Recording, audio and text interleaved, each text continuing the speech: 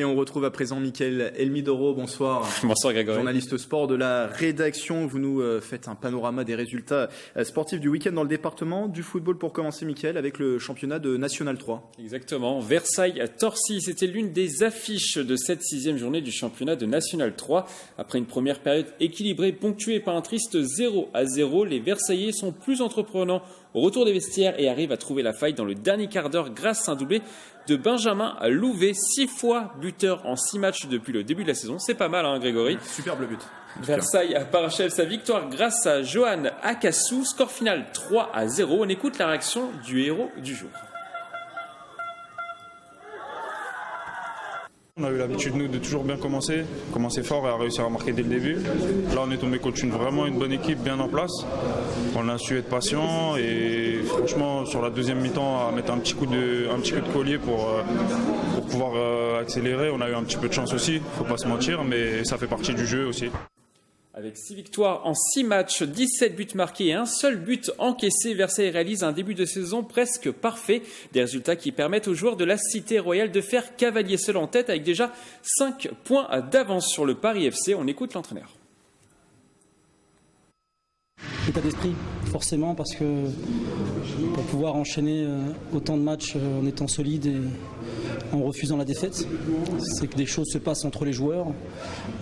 L'état d'esprit, le fait d'avoir un objectif commun et de rester une partition sur le terrain qui nous permet d'avoir ce résultat et cette longévité. Prochain match pour Versailles ce dimanche 13 octobre sur le terrain de Courcouronnes en Coupe de France. Une victoire, et ça serait idyllique comme début de saison, Grégory. Oui, on va suivre cette série, voir si cette série se poursuit.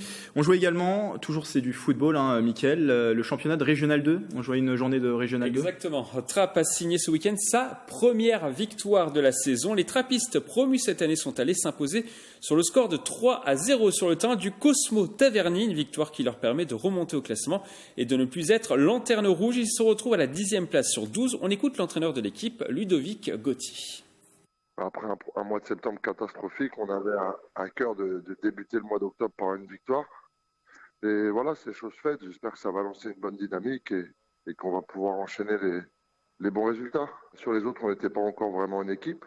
À Trappes, il y a plein de bons joueurs, mais on n'était pas une équipe. Et hier, on a été une équipe solidaire, déterminée, à gagner notre premier match.